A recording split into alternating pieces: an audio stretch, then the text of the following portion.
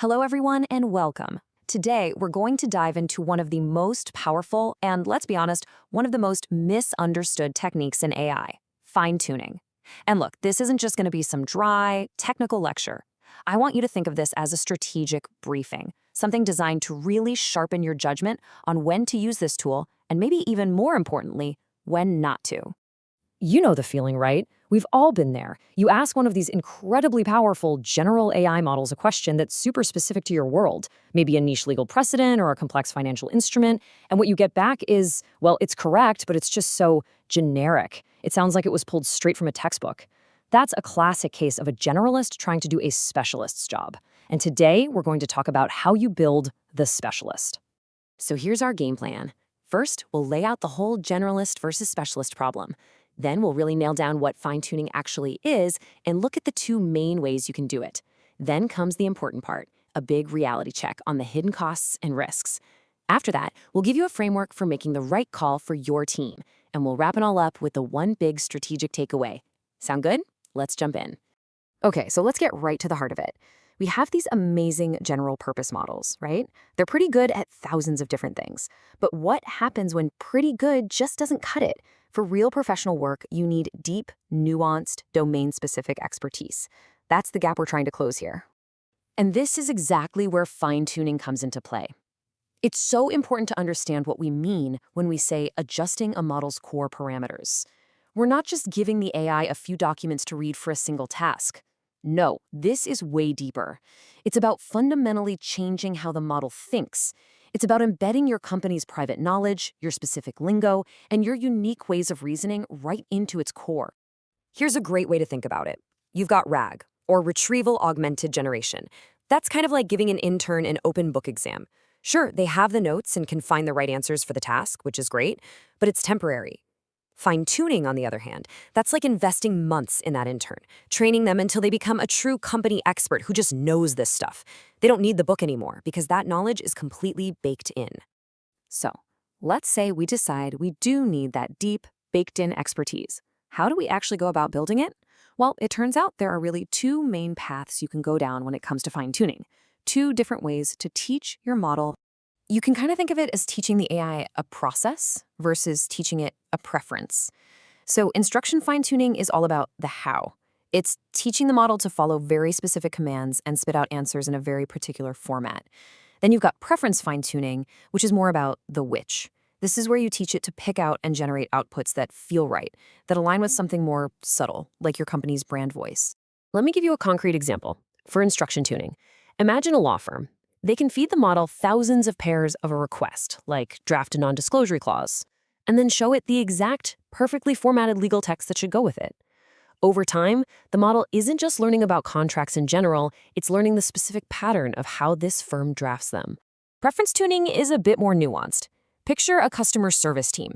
They show the AI two different ways to reply to a customer. They don't say one is wrong. They just point to the one that's better, the one that's more empathetic, more helpful, more on brand. See? This is how you shape a model's personality and get it to match your company's values, which is something that's really, really hard to do with just instructions. Okay, all of this sounds amazing, right? And it really is. But now we need to pump the brakes and have a serious reality check. Before you get all excited and rush off to fine-tune a model, we have to talk about the very real costs and risks. This is where your judgment becomes absolutely critical. There are four big hurdles you absolutely have to think about. First, the massive amount of data you're going to need. Second, this tricky problem called overfitting, where the model just memorizes things instead of learning. Third, a scary-sounding one, catastrophic forgetting. And finally, the good old-fashioned cost in dollars and cents. Let's break these down. First off, data. And listen, this is so important. We are not talking about a few dozen examples. So many organizations try this with a small data set and they fail. To do this effectively, you usually need a minimum of 1,000 high-quality, very specific training examples. And in reality, you probably need a lot more. Just putting that data set together is a massive project in itself. Next up is a risk with a pretty dramatic name, catastrophic forgetting. And this is the fundamental trade-off, really. As you drill down and train a model to become a super expert in one narrow area, let's say advanced medical jargon, it can actually start to lose its more general skills. Its ability to write a creative story or summarize the news might get worse. Specialization always comes at the cost of generality. And finally, let's talk money. Fine-tuning isn't cheap. It takes a ton of computing power. A single training run on a big modern model can easily cost hundreds or even thousands of dollars in GPU time. And that more complex preference tuning, that costs even more. You have to be absolutely sure the payoff is going to justify that kind of investment. So with all those pretty serious challenges in mind, how in the world do we make the right call? Well, that brings us to the most practical part of this whole briefing, a decision framework to help you calibrate your own judgment. Let's just walk through this like a simple checklist for your project. You should seriously think about fine-tuning if you have thousands of high-quality examples ready to go, if the task requires really complex, nuanced reasoning that simpler methods just can't handle, and if you actually have a budget for it. On the other hand, things like RAG are a much better bet when you have limited data, when, a simple prompt is good enough, or when the costs just don't make sense. And here's a big one.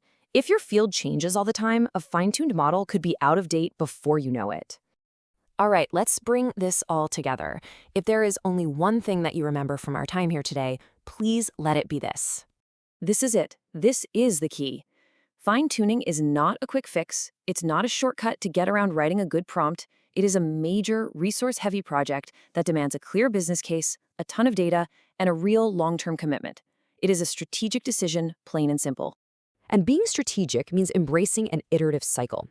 Success almost never happens on the first try. The best way to do this is to start small, with one training run. Then you have to be absolutely ruthless in evaluating the results. Find the gaps where the model is still failing, go collect more data to fix those specific weaknesses, and then you retrain. It's a continuous loop of refinement. So I'll leave you with this question to think about. Now that you have a much clearer picture of the power, the process, and the perils of fine-tuning, the real work for you begins. The question isn't just, can we do this? It's, should we? And if the answer is yes, how are you going to use this powerful tool for specialization as a core part of your strategy?